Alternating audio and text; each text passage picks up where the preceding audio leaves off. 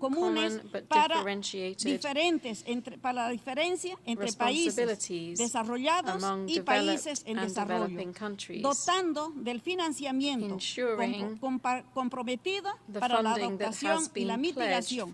No es aceptable que los países más responsables del cambio climático ahora intenten renegociar los contenidos de Acuerdo de París. De una vez por todas, debemos construir un modelo de desarrollo basado en el respeto de la madre tierra y en los derechos de nuestros pueblos. En tercer lugar, el fortalecimiento de las capacidades en un mundo donde la tecnología avanza a pasos acelerados, con la inteligencia artificial y ya como parte de nuestra cotidianidad, es importante que los países en desarrollo podamos lograr el mismo desarrollo tecnológico para la educación, el desarrollo, la salud, entre otros, de manera que nuestras sociedades puedan contar con una capacidad necesaria para enfrentar los desafíos del futuro. Los jóvenes y las mujeres del sur global somos el motor impulsor de nuestras sociedades. Por lo tanto, es fundamental invertir en su desarrollo para que se pueda liderar el cambio que necesitamos. Por otra parte, reconocemos la incorporación y la referencia de los sectores más vulnerables de nuestras sociedades, como son los pueblos indígenas, las mujeres. Sin embargo, siguen siendo insuficientes. Desde Bolivia consideramos necesario avanzar en procesos más profundos, por lo cual proponemos impulsar un proceso de descolonización y despatriarcalización para decolonization and dismantling the patriarchy.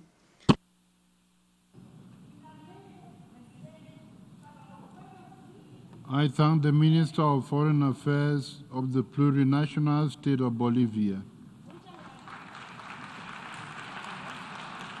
I now give the floor to His Excellency David Lamy, Secretary of State for Foreign, Commonwealth and Development Affairs of the United Kingdom.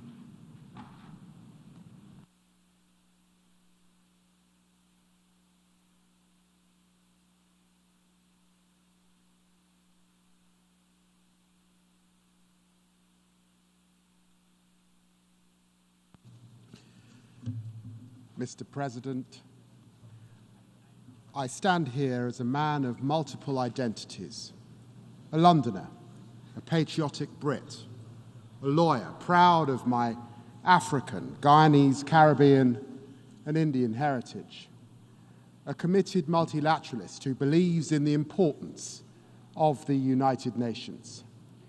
I agree with my great predecessor, Ernie Bevin, when he said in 1945, our eyes should be fixed upon the United Nations. All nations of the world should be united to look that way. The purposes and principles of the UN remain as indispensable today as in Bevin's time. Our task is to recapture that founding spirit so that when we reach the UN centenary, their legacy endures. But we cannot ignore the challenges we face.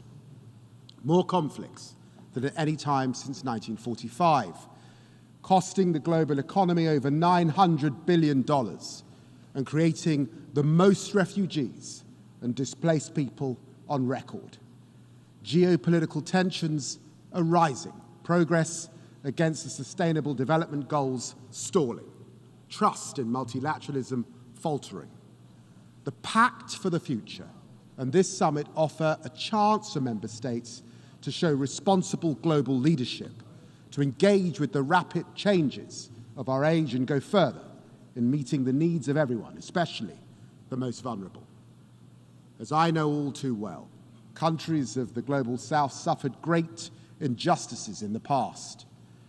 And I've heard repeatedly how frustrated partners are by the unfairness of the global system. We cannot ignore these frustrations. We must act. First, as the Secretary-General has said, we need greater collective efforts to prevent and end conflict.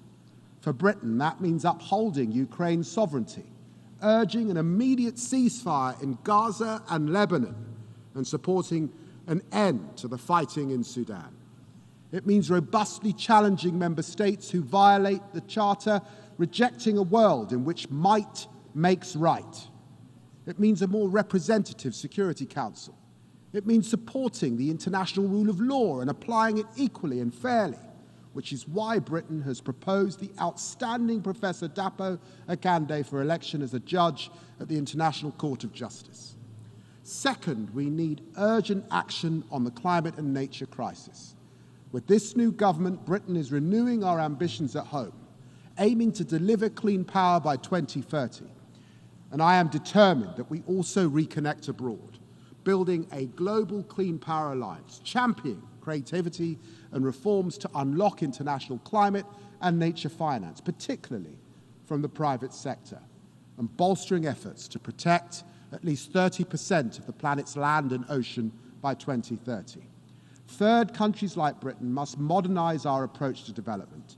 This government believes partnership, not paternalism, is the way to deliver the Sustainable Development Goals, making best use of technology, putting indigenous people and local communities, including women and girls, at the center of decision-making on development programs, driving faster reform of the global financial system to strengthen the voice of the most vulnerable and tackle unsustainable debt. Friends, action on conflict, climate, and poverty, delivered by a reformed multilateral system. This is the path to peace and prosperity on a livable planet all over the world, in every war zone, every refugee camp.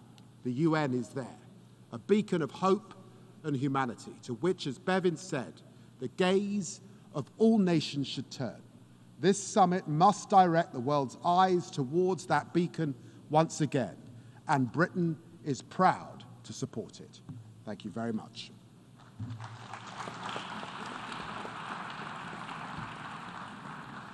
I thank the Secretary of State for Foreign, Commonwealth and Development Affairs of the United Kingdom. I now give the floor to His Excellency Antony Blinken, Secretary of State of the United States.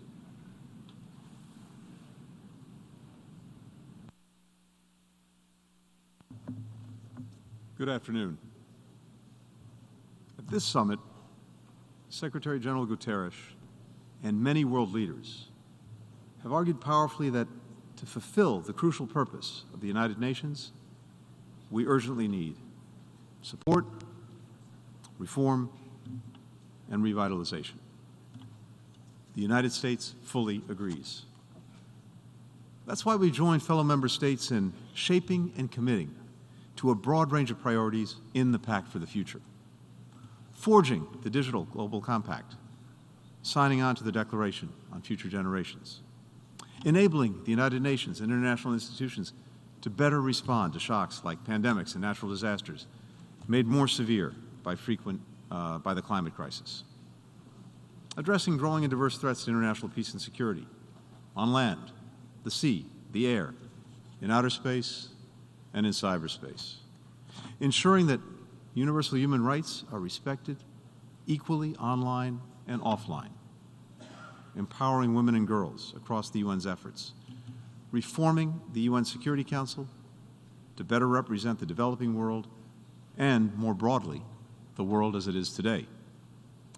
The United States believes that this should include 2 permanent seats for Africa, 1 rotating seat for small island developing states, permanent representation for Latin America and the Caribbean, in addition to the permanent seats for countries we've long endorsed, Germany, Japan, India.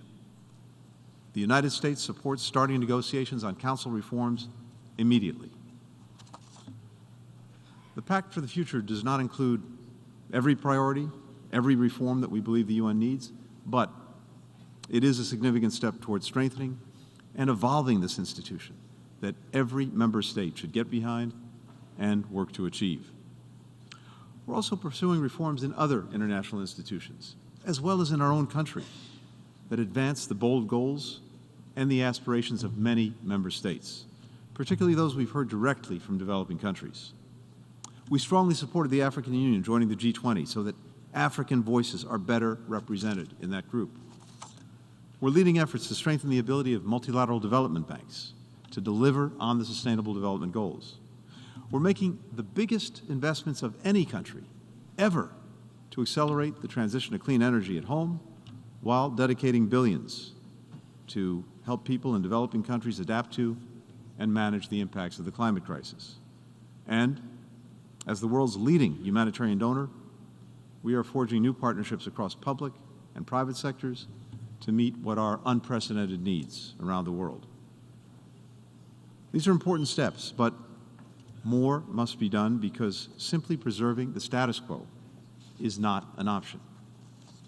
The United States is committed to adapting the UN system to reflect this world of today and tomorrow, not the one that existed in 1945. But we are, and we will, remain resolutely opposed to revisionism. We will not accept efforts to tear down, dilute, or fundamentally alter the core principles of the UN Charter: sovereignty, territorial integrity, independence. We will continue to affirm that no member state has the right to redraw borders by force or repress their own people. We'll continue to oppose the idea that nations can assert spheres of influence or dictate who other countries ally or partner with. We will push back fiercely against attempts to undermine the Universal Declaration of Human Rights and related international human rights treaties.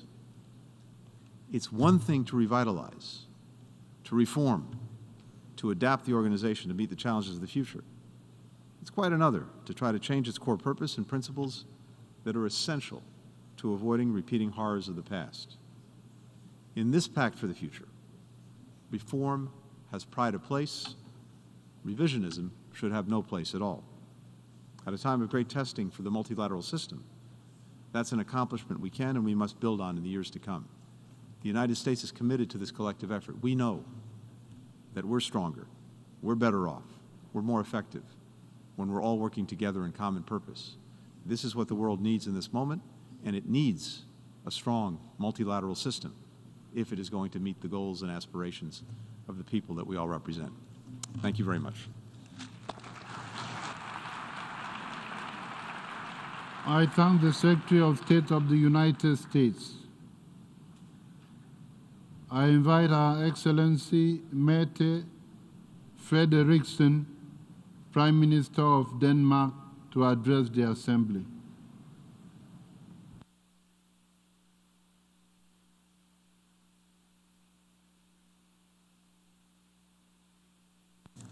Dear colleagues, to give everyone the opportunity to live good lives in freedom and in dignity, that is our most noble task. A task that can only be achieved if we truly commit ourselves to work together. Right now, we see brutal and tragic wars around the world, in Africa, in Middle East, and in Europe. And as a world community, we are faced with human disasters, poverty, hunger, climate change. If we do nothing, it will only get worse. The decisions we make today will define the future for generations to come. This is why the Pact for the Future is such an important step forward for the United Nations. Thank you, Namibia and Germany, for your lead for the Pact and for the commitment of Secretary General Guterres. It has not always been easy, but it has been a great example of successful cooperation. The negotiations have focused on concrete and action-oriented results with the necessary willingness to find workable compromises. It is truly significant that we have been able to adopt the Pact by consensus. We need a global system that is far more equal, that promotes solidarity and fair representation for its future with more equality, where we ensure fair representation, especially of the African countries. We have discussed this for decades. Now it is time to make it happen. We must also face a truth that can be a bit difficult for all of us, that our current international financial system is outdated. Right now, it cannot respond to the challenges we face. Old patterns and power structures stand in the way of the necessary progress. We have to reform to make it fair, to make it just and more responsive, so that we will be able together to mobilize finance at the scale we need to, when we need to, and invest in sustainable development, education for all kids, health for all human beings, and not least climate solutions. Denmark already gives a good contribution to the International Development Association, and I am proud today to announce that we intend to increase it with 40%. Next year, Denmark will join the UN Security Council. We know that it is a huge responsibility. We will do our very best to ensure implementation of the pact, and we look forward to work with all other members to promote, hopefully, a constructive cooperation and push for a more accountable, effective, and representative Security Council. Dear colleagues, I think we stand at the crossroads. If it's what we do that really matters now, we need to set a better course for our world, to make it more fair and to make it more just. So all people all over the world have the opportunity to live good lives in freedom and in dignity. Thank you.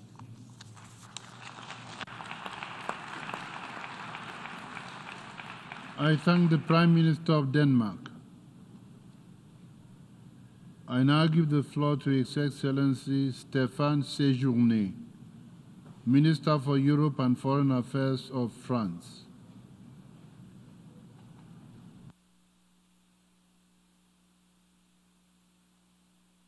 Président de l'Assemblée générale, Monsieur le Secrétaire général adjoint des Nations Unies, Mesdames et Messieurs les chefs d'État et de gouvernement, Mesdames et Messieurs les ministres, Mesdames et Messieurs les ambassadeurs, chers collègues, nous sommes réunis aujourd'hui pour réaffirmer notre attachement à un multilatéralisme ambitieux, efficace et représentatif pour affronter les défis de demain.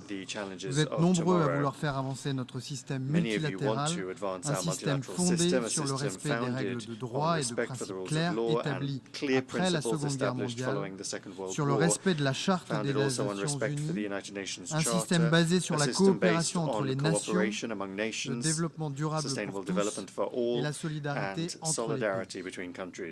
Un système qui doit aujourd'hui être réformé, car la gouvernance mondiale doit à la fois être plus représentative et collectivement plus efficace. Chacun doit y contribuer, chacun doit y prendre ses responsabilités. Je remercie le secrétaire général de nous permettre de progresser sur ce chantier essentiel pour les générations futures, que la France soutient avec force et conviction. Ce sommet de l'avenir, Monsieur le secrétaire général, doit permettre la réalisation de l'agenda 2030 et l'atteinte des objectifs de développement durable dans le temps imparti. Nous devons accélérer nos efforts pour répondre aux enjeux climatiques.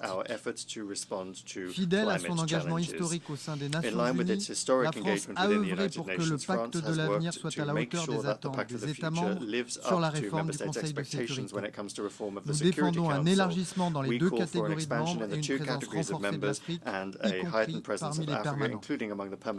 Dans ce même esprit, nous portons une initiative conjointe avec le Mexique d'encadrement du veto en cas d'atrocité de masse, déjà soutenue par 106 États de toutes les régions du monde. Innovante, la France l'a aussi été dans ses propositions de réforme de l'architecture financière internationale dans l'esprit du pacte de Paris pour les peuples et la planète, lancé par le président de la République au sommet de Paris de juin 2023. Le nouvel agenda pour la paix doit permettre de moderniser les outils des Nations Unies pour la paix et la sécurité internationale. Nous devons nous assurer que les opérations de paix, qui ont beaucoup évolué, permettent de répondre aux nouveaux défis. À cet instant, je salue le travail des I casques commend bleus the work of qui Blue chaque jour Helmets. œuvrent pour la paix Each et la day they work sécurité for dans le peace monde. and security around the world. Je pense aux femmes et aux hommes de la FINUL au I'm Liban thinking of the men and women of UNIFIL et in à son Lebanon contingent français. and the French contingent there. À cet instant, je pense au peuple libanais, I'm thinking alors of que the des frappes Lebanese people israéliennes viennent de as faire des Israeli centaines de strikes have victimes just civiles, killed parmi hundreds of lesquelles civilians, des dizaines d'enfants. including dozens of children. Ces frappes, These menées de part et strikes, d'autre de la ligne bleue conducted et on plus both largement sides dans la of the Blue région, Line and in the doivent region more cesser broadly, must immédiatement. immediately end. La France appelle une nouvelle fois les France once partis again et ceux calls qui les upon the parties soutiennent and those à la that support them désescalade to et à de-escalate éviter un embrasement and régional qui invite serait dévastateur and pour avoid tous, a à regional commencer conflagration par les that would be populations devastating civiles. for everyone, first and C'est foremost the pourquoi j'ai civilian demandé que se population. For that tienne une reason, réunion I have d'urgence du asked for an Conseil de emergency meeting sécurité of the sur le Security Liban Council on cette semaine. Lebanon this week. Au Liban comme ailleurs, la France In restera Lebanon, pleinement as mobilisée pour elsewhere, France will résoudre les remain crises fully majeures qui mobilized to fracturent resolve l'ordre major crises international. that are Elle prendra disrupting the des international initiatives. agenda. Elle France will continuera de take condamner sans initiatives and détour la will guerre continue d'agression to russe contre condemn l'Ukraine, Russia's war of d'exiger la aggression paix dans le against respect Ukraine du and droit. demand peace Elle in respect continuera of de demander la the law. libération We'll de tous les continue to otages, demand le respect du the droit release of all international hostages, humanitaire respect for et international un humanitarian cessez-le-feu law, à and Gaza. a ceasefire in Gaza. La France considère toutes France les vies considers humaines that égales all en human dignité. lives are equal in La France dignity. ne détourne son France regard will d'aucun never conflit turn armé. its gaze Elle away from poursuivra any donc armed ses conflict and initiatives will en continue soutien its au initiatives Soudan to support avec ses Sudan partenaires. together with its partners. Monsieur le secrétaire Mr. Secretary général General, adjoint, vous souhaitez que nous regardions ensemble Deputy vers Secretary l'avenir. General, you've Cet asked avenir us to sera look to marqué the par les future, grandes and this avancées du future will be numérique, marked en by premier lieu l'intelligence great progress artificielle. in the Le digital pacte sphere, numérique first and mondial foremost in acte artificial l'engagement intelligence. de The l'ensemble Global de la Digital communauté Compact internationale à se records the coordonner commitment sur of ces all of the nouveaux international défis. community to La coordinate révolution on these new numérique ne doit pas challenges. creuser The davantage la digital fracture revolution should numérique not et doit further servir les increase the objectifs digital du divide and développement must serve durable. the Sustainable Development Goals. Cette priorité This sera au cœur priority du will be sommet at the sur heart l'action of de the l'intelligence Artificial artificielle Intelligence qui se Action déroulera Summit, en which will France take place in les France 10 et 11 on the 10th février and prochains. 11th of February. La lutte contre le changement The fight climatique against climate et pour la change protection de l'environnement and n'est for pas the protection un of the sujet environment d'avenir, is not mais un défi a du subject of présent. the future, but rather a La challenge of the menace climatique present. fait des The ravages. climate threat L'inaction, is le running manque rampant, d'ambition and sont inaction coupables. and a lack of ambition are Nous at devons fault à here. nos populations We une action owe résolue, our concrète, populations determined, immédiate tangible, et immediate, and efficace. effective action. C'est dans cet esprit It que is le with président this de la in mind République that the française, President du of the French Kazakhstan et le Republic, président de the la Banque President of mondiale Kazakhstan, and the President of the co-organiseront World cette Bank année will le One this year Water Summit. co-organize the One Je vous Water remercie. Summit. Thank you.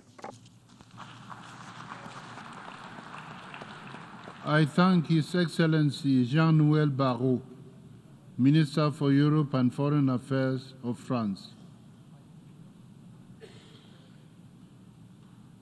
I now give the floor to His Excellency Rexon Ramofafia, Minister for National Planning and Development Coordination of the Solomon Islands.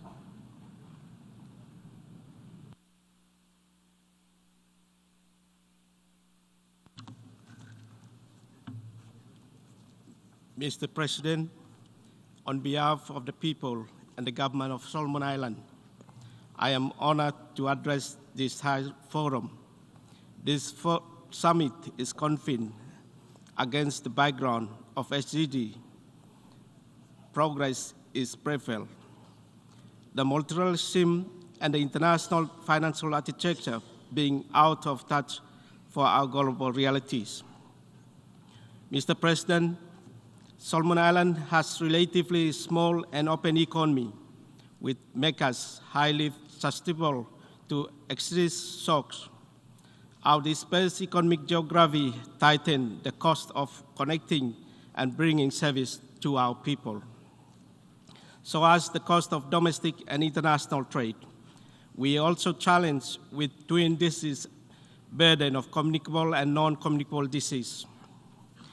Mr. President, in July this year, Solomon Islands reported through our second voluntary report that we are off track against the SDG as well as the objectives of our national development strategy. This underscores the importance of our decision yesterday on the path of the future. Mr. President, partnership and collaboration are indispensable to our development. However, we also recognize that we need meaningful partnership. Mr. President, climate change remains a dividing issue for Solomon Islands and the Pacific region. It is external crisis that is already impacting us. our ecosystem and ocean economy are risks from climate change. Weather extremes driven by climate change are already causing fatality and impacting our infrastructure, economic development, and indigenous culture. Mr. President, for those of us at the front line of climate change and sea level rise, it is frustrating to experience that climate finance is still being mobilized in modality with conditions that are not matched with climate change emergency we are confronting. We recognize that future of our world will be increasingly shaped by technology and digital transformation. The Global Digital Pact offers the opportunity to bridge digital gaps and ensure that no one is left behind in the digital age. Mr. President, my country's access to available digital technology is still limited, despite recent efforts including expansion of our telecommunication network and use of digital technology for financial inclusion. Solomon Islands launched its first ever national cyber policy last month, positive step for digital technology governance. We cannot ignore the urgent need for peaceful and secure world. We are deeply committed to global peace, rule-based multilateralism, and principle of the United Nations Charter. However, the UN system must be reformed to reflect and respond effectively to realities we face on the ground. Global cooperation and diplomacy are pathway to peaceful resolution of conflict. Mr. President, as we talked about the future, we must remember that it belongs to our youth and future generations to come. Over 60% of Solomon Island population is under the age of 30. Our youth people are full of potential, but they face immense challenges, including impact of climate change. We are engaging efforts to empower youth through human development and economic transformation. In conclusion, Mr. President, let us move forward with sense of shared responsibility, ambition, and commitment to path of the future.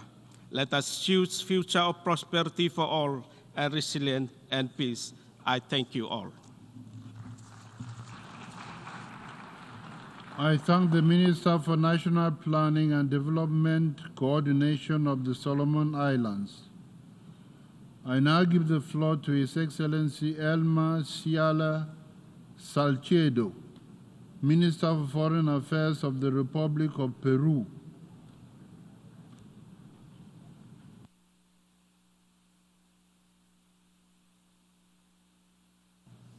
Señor Presidente, Mr. President, traigo en primer lugar el saludo respetuoso de la Presidenta del Perú, Dina Boluarte Segarra, quien hubiera querido estar hoy presente en esta magna asamblea. Señor Presidente, nos encontramos en un momento de transformación global profunda.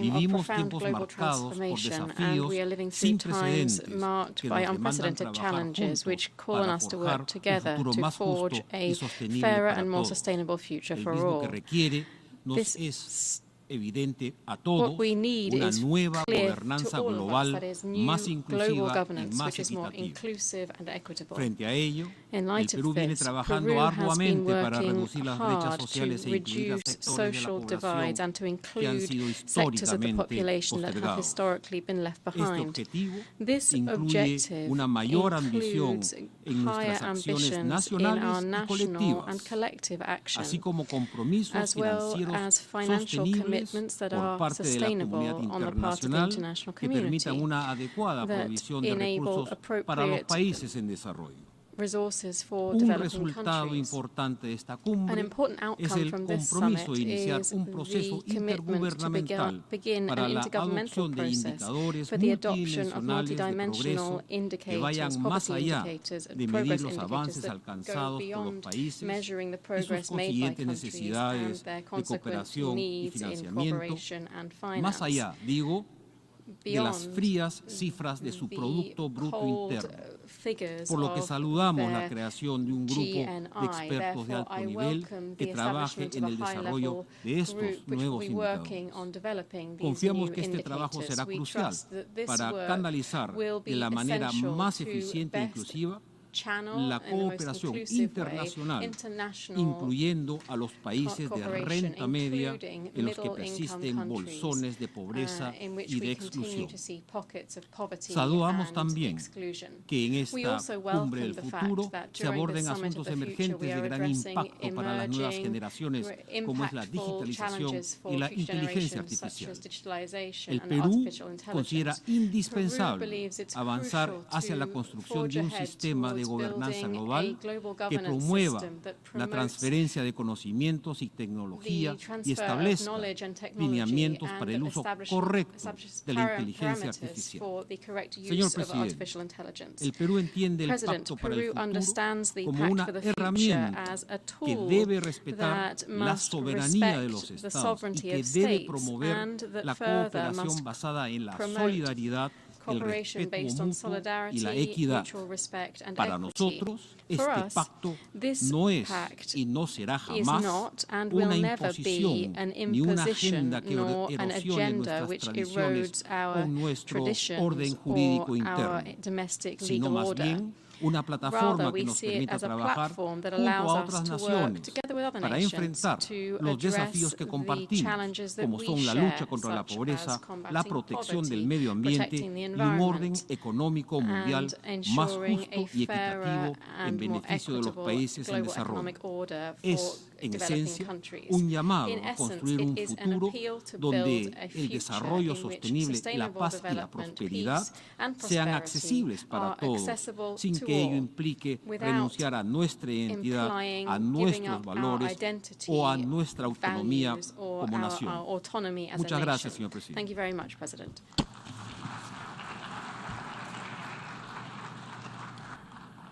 I thank the Minister for Foreign Affairs of Peru. I now give the floor to distinguished representative of the Minister of Foreign Affairs and State and Foreign Affairs of Portugal, His Excellency Paulo Rangel.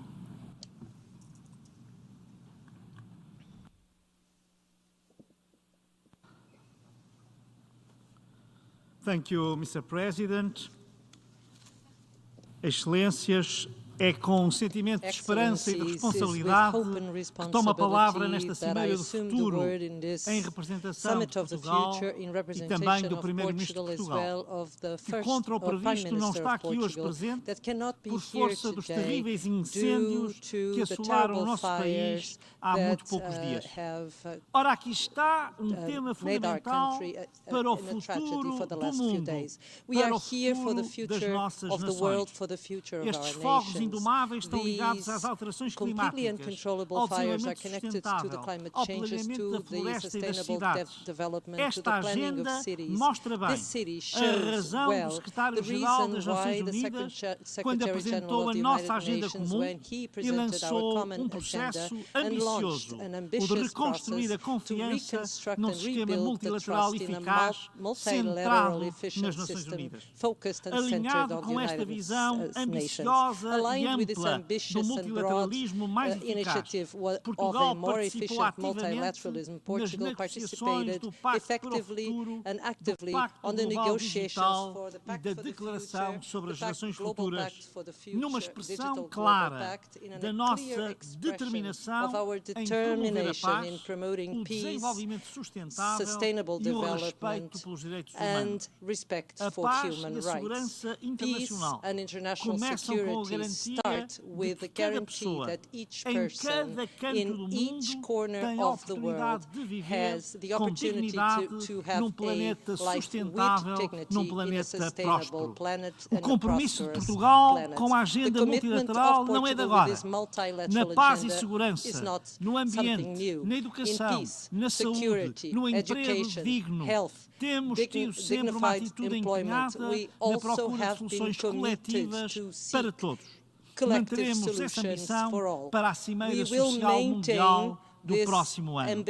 Continuamos a trabalhar para estabelecer parcerias global summit to increase the partnerships that increase the resilience of the global challenges, investing in preventing and perspective capacity, to supporting the good governance of the world, the digital world, the external space, promoting innovation and the responsible use of science and the digital transformation. Portugal is a country deeply connected to the sea, and we recognize the vital role of the oceans in the global economy and in the fight against climate change, because we support effervescently a sustainable management that aims at the next ocean conference side by side with our partners, in particular with small island states in development, the SIDS. We are committed to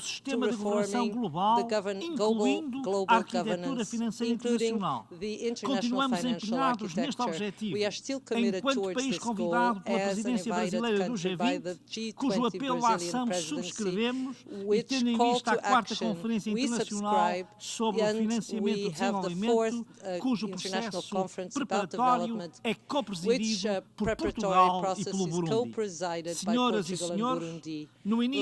Ladies and gentlemen, in the beginning of the summit, we celebrate the International Day of Peace, and it was precisely to maintain and promote peace and security that we created the United Nations. It is also this one of these goals for the Pact for the Future to which we commit, including towards our candidacy to the Security Council for 2027-2028. We live in a world of geopolitical crisis that affect the confidence of the citizens in multilateralism. Not forgetting the ones who live in Gaza, Sudan, the conflicts of Sahel, inequality, gender violence, and in the terrible impacts of climate change. What's happening in the Pacific Islands and Caribbean Islands, the forest fires also in Portugal and so many other parts of the world. The challenges that we face today do not know borders and deserve a pact for the future. It is now up to each country, each leader, each one of us to choose the path for the future. Portugal chooses the collective action path, and collective action, multilateralism, peace dialogue, and unwavering commitment to a future for all. Thank you.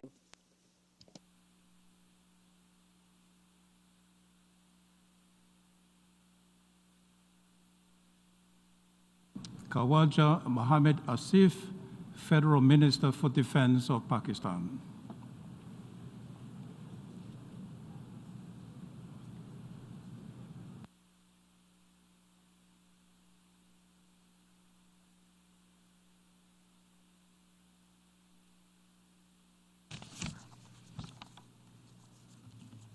Bismillah ar-Rahman ar-Rahim.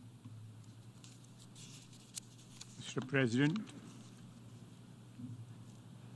let me state at the outset that no sustainable development can take place till tragedies like Gaza are perpetuated by the developed world. Mr. President, the adoption of Pact of the Future is an expression of our collective determination to respond to the global challenges of security and development that threaten the present and future generations. For the over 100 developing countries, the Pact offers an opportunity to revitalize development and to reform unequal international financial economic system. The Pact will be transformative only if we translate the commitments undertaken into concrete actions. To bridge the 4 trillion SDG financing gap, we must fulfill the long-standing ODA commitments, implement the Secretary General's SDG stimulus proposal, rechannel 50% of the unused 2021 allocation of SDRs. Deliver a bigger, better, and more ambitious IDA by ensuring a robust $100 billion replenishment in December this year. Enlarge lending by the multilateral development banks and lower borrowing costs of developing countries. Improve the representation of developing countries in international financial institutions. Review the sovereign debt architecture to make it more equitable. Adopt an equitable international tax regime and reform the WTO to serve as a vehicle for export expansion and development through preferential treatment for developing countries and avoidance of new environmental protectionism. The UN, by virtue of its universal membership and mandate, remains an indispensable platform to propel and monitor implementation of these commitments. Excellencies, bridging the digital divide is key for an equitable future. Pakistan welcomes the outcome of Global Digital Compact in this regard. We must bridge the North-South divide and prevent an East-West fragmentation of the digital space. We must ensure equitable data governance, and we must capture and control the power of artificial intelligence. Thank you very much.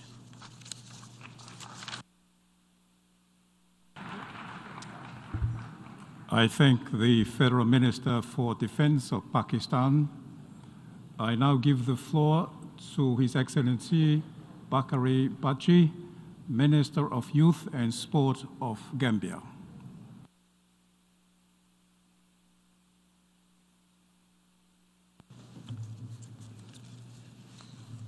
Mr. President, distinguished delegates and participants, the government of the Gambia expresses sincere gratitude to the United Nations Secretary General for convening this significant summit, which aims to foster sustainable multilateral solutions to advance the 2030 Agenda for Sustainable Development and beyond. We also extend deep appreciation to the co-facilitators from Namibia and Germany for their tireless efforts in facilitating the negotiation process, an invaluable contribution to the preparation and execution of this summit. The Summit of the Future demonstrates our collective will to strengthen multilateralism as it presents a significant opportunity to reaffirm our commitment to addressing shared global challenges as we engage in discussion on enhancing multilateralism and transforming global governance in the coming days. Let us accelerate our commitment to reinforcing our sacred multilateral principles of upholding human rights, sustaining peace, and driving sustainable development. Solidarity and respect for human dignity must underpin our collective action and commitments at all levels, be it regional or global. These are and should remain the bedrock of our efforts. The theme, Multilateral Solution for a Better Tomorrow, is both timely and relevant. It is particularly relevant at the critical moment when the world, especially the Global South, is grappling with persistent existential challenges, including escalating regional tension and instability such as the ongoing crisis in Ukraine, Palestine, and the Sahel region, have to increase displacement of people, particularly women and children, thereby further depressing the economies of the developing countries. Mr. President, as a developing country, the Gambia is deeply concerned about the disproportionate impact of global challenges on small countries, especially the negative socio-economic dimension of the COVID-19 and the recovery efforts, increasing climate vulnerabilities, food insecurity, poverty, and emerging health threats, which continue to exacerbate existing inequalities, pushing millions further into poverty. Majority within this poverty bracket are women, who continue to face considerable barriers to education, economic resources, and deeply entrenched gender norms, hindering their participation in the workforce and decision-making process. These challenges have stalled progress on the SDGs and the 2030 agenda, with the deadline looming and many targets unmet. We urgently need bold actions, comprehensive solutions, and significant resources to tackle these pressing global issues. Youths continue to face structural shortage of decent employment opportunities, compounded by global economic uncertainty, making it challenging for government to tap into their potential. In our collective response to these complex challenges, the need for multilateral cooperation with a holistic approach built on dialogue, common understanding, solidarity, and shared responsibility are essential for safeguarding global stability and ensuring that the SDGs are achievable within this decade. In this regard, the government of the Gambia, with the support of the United Nations, organized a two-day national youth consultation to prepare a position paper and select young delegates to attend this summit. During these consultations, young people from all over the country demanded and asked for our government to champion for the restructuring of the international financial system to better address their needs. They advocate for increased access to climate funding, the development of technical skills for climate innovation, and robust measures. The young people have also asked that they become participants in the decision-making at the political level as well as at the international level. Mr. President, the Gambia fully welcomes the adoption of the Pact of the Future, recognizing it as a commitment to actionable solution that places further generation at the core of our concern. We reaffirm our commitment to strengthening international cooperation to ensure that the goals of this summit are realized and built upon for a better future. I thank you, Excellency, and thank you all. I thank the Minister of Youth and Sport of the Gambia. I now give the floor to Her Excellency Adriana Mira, Vice President of Foreign Affairs of El Salvador.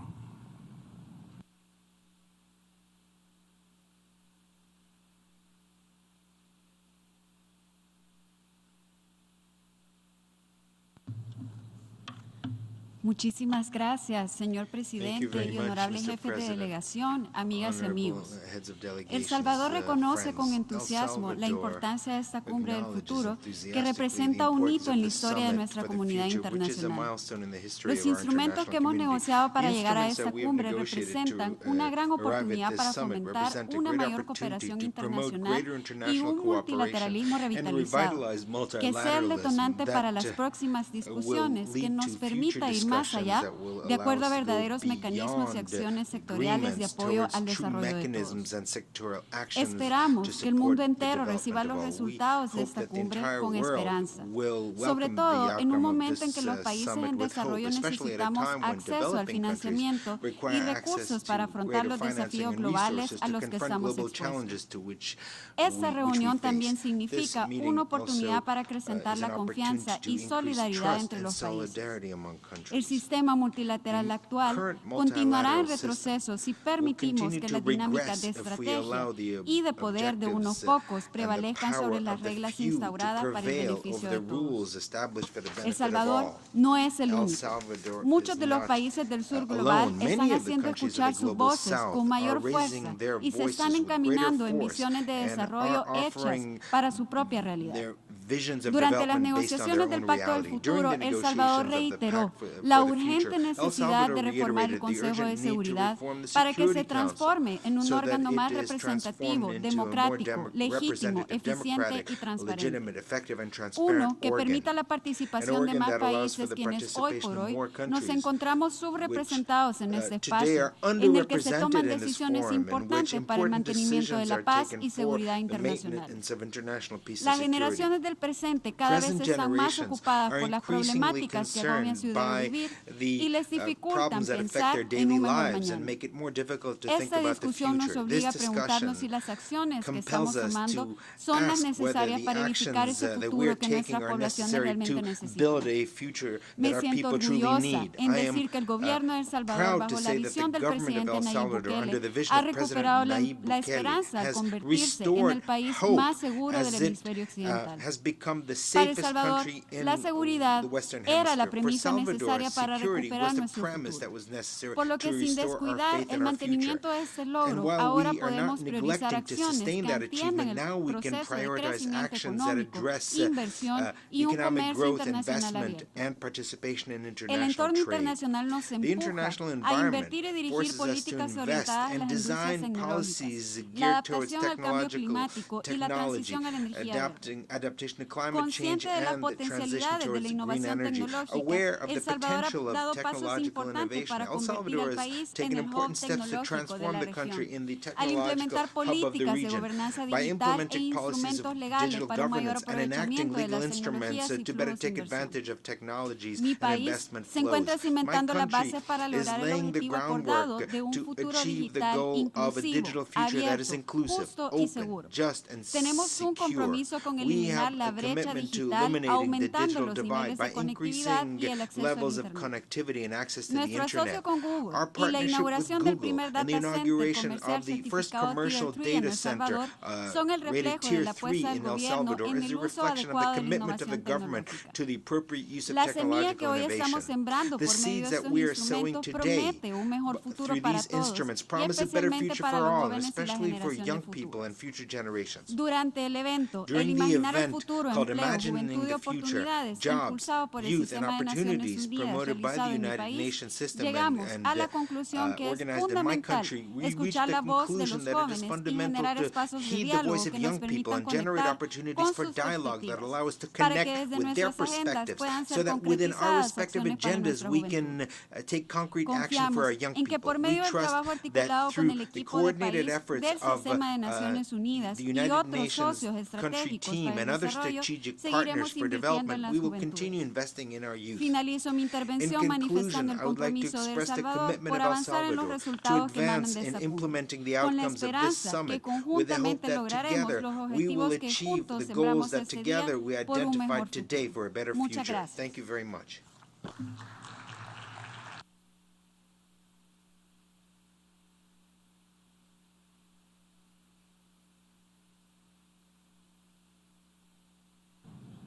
I thank the Vice Minister of Foreign Affairs of El Salvador. I now give the floor to the distinguished representative of the International Criminal Police Organization.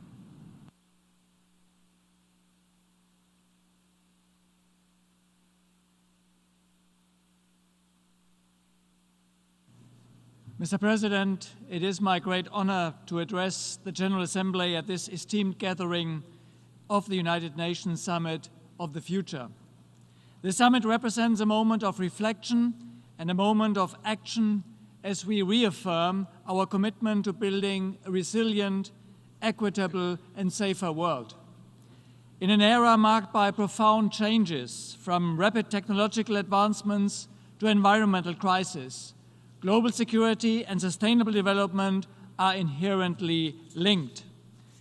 Interpol recognizes the crucial role that law enforcement plays in ensuring the security and the prosperity of communities around the world.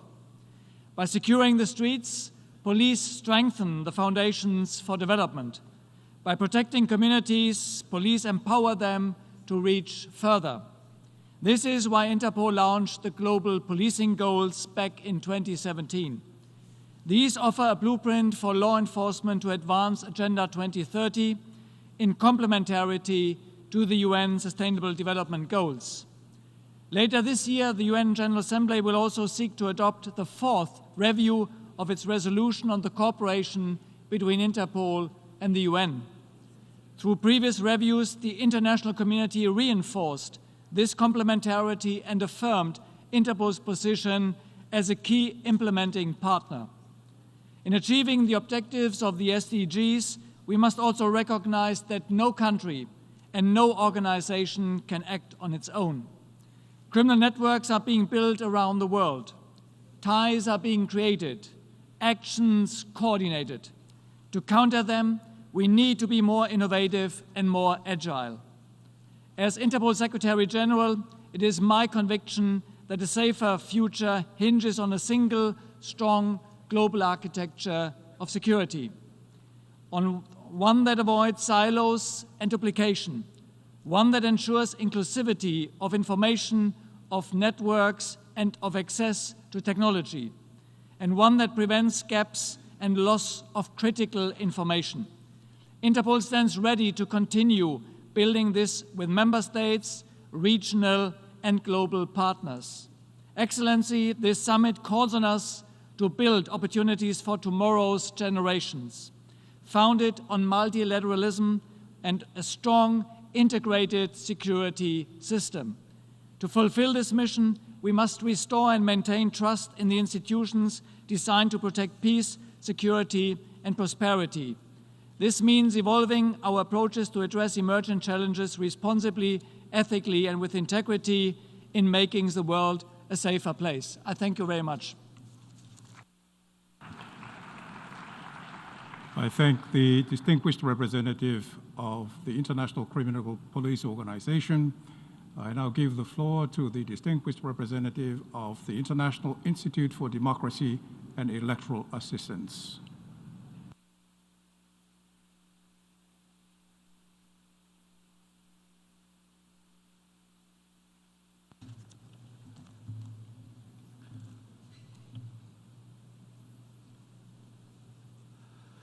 Mr. President, Mr. Secretary General, Excellencies, I stand before you as Secretary General of International IDEA to speak on the future of our planet and the pact we need to make it viable.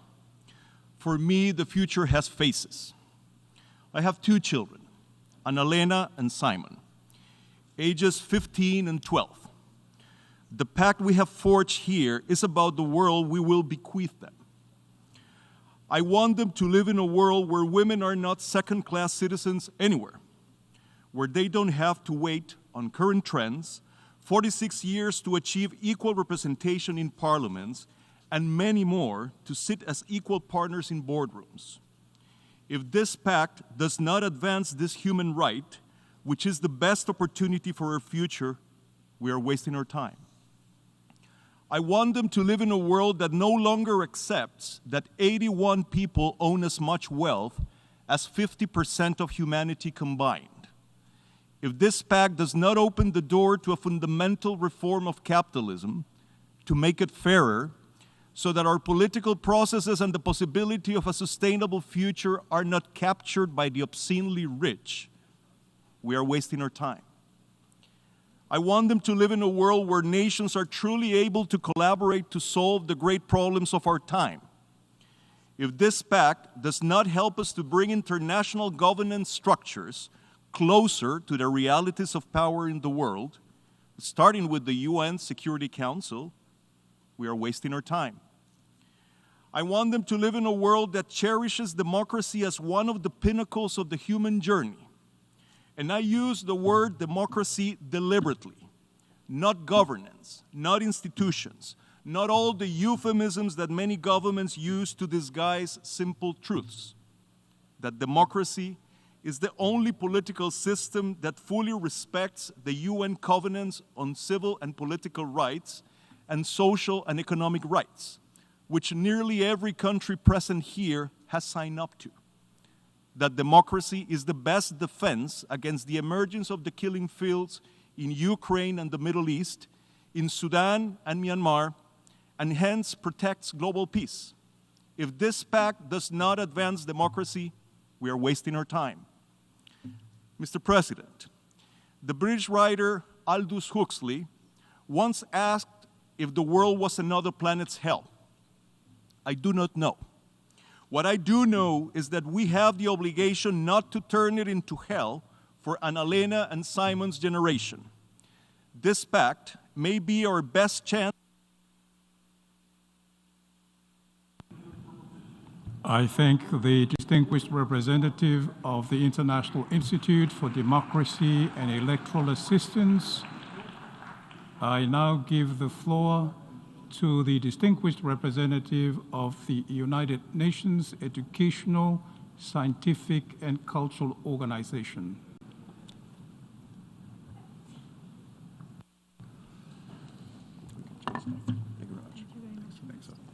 Excellences, Mesdames et Messieurs, Excellencies, ce sommet ladies de and l'avenir est un gentlemen, appel à bâtir des the summit of sociétés the plus future justes, is a plus call to prospères et build plus more pacifiques. just, Pour prosperous, and relever ce peaceful défi du societies. développement durable, To le meet this mandat de challenge of l'UNESCO sustainable centré sur development, l'éducation, la UNESCO's science mandate is et la focused on culture education, est science, and indispensable. culture, and it is essential. C'est ce que vient justement de rappeler le pacte pour l'avenir que vous venez d'adopter. L'éducation d'abord. Il n'y a pas de futur viable dans un monde où plus de 250 millions de jeunes sont encore privés de ce droit fondamental. Comme ce pacte pour l'avenir l'affirme, nous devons mener des réformes profondes dans la droite ligne du travail déjà mené par l'UNESCO in line pour un with the work accès already carried universel out à by l'éducation, UNESCO to en achieve universal particulier pour les access filles, to education, in le particular for renforcement de la girls, formation des enseignants et le recours aux technologies numériques d'apprentissage.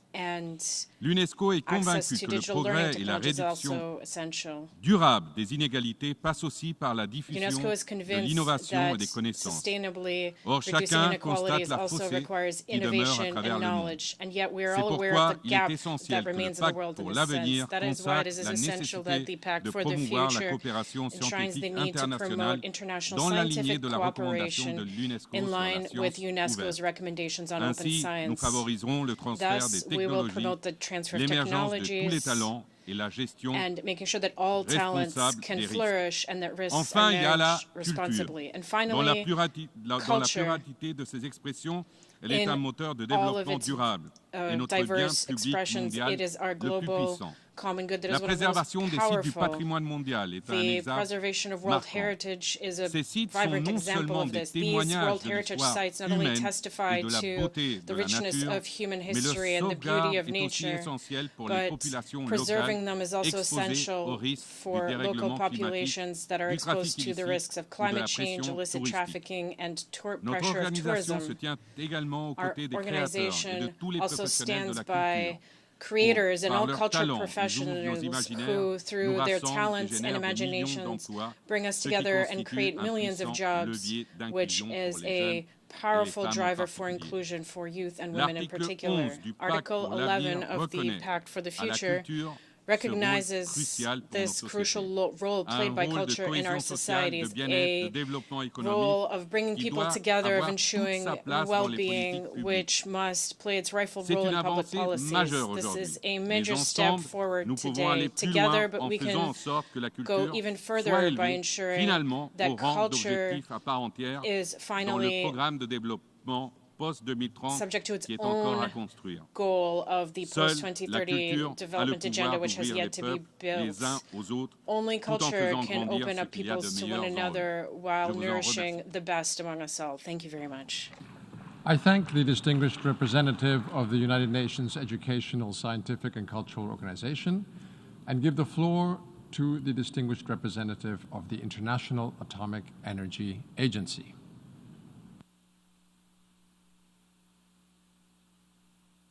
Very much, Mr. President.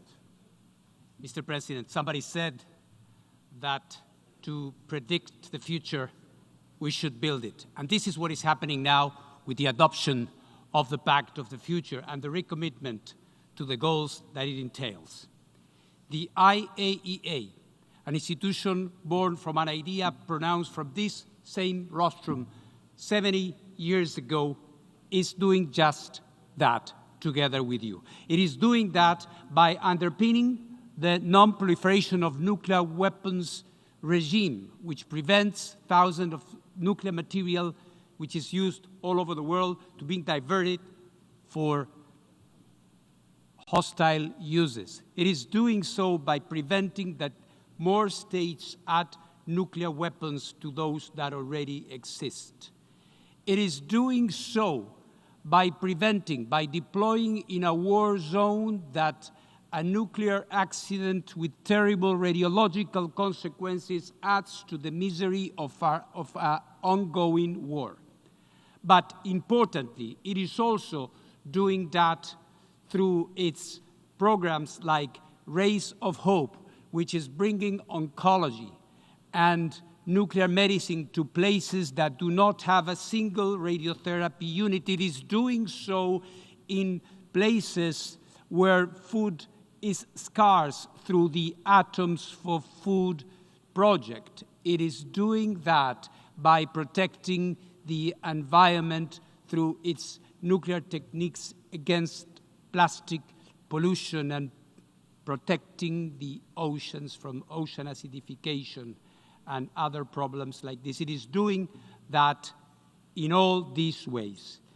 The world and the pact that you just adopted, importantly, needs instruments, concrete instruments to materialize those goals, including in energy, which through clean nuclear energy is allowing more and more states reach economic development without harming the environment. The IAEA is just that. It's an instrument of all the lofty goals and ideas that have been adopted here. And the IAEA will continue doing just that. Thank you very much. I thank the distinguished representative of the International Atomic Energy Agency and give the floor to the Joint UN Program on HIV/AIDS.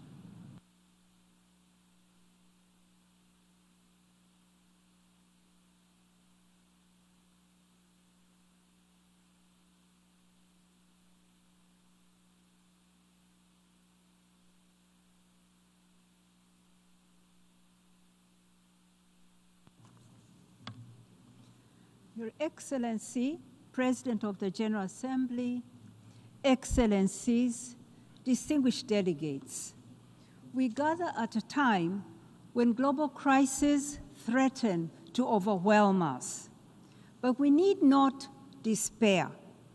I come to you with a proven path, a path through which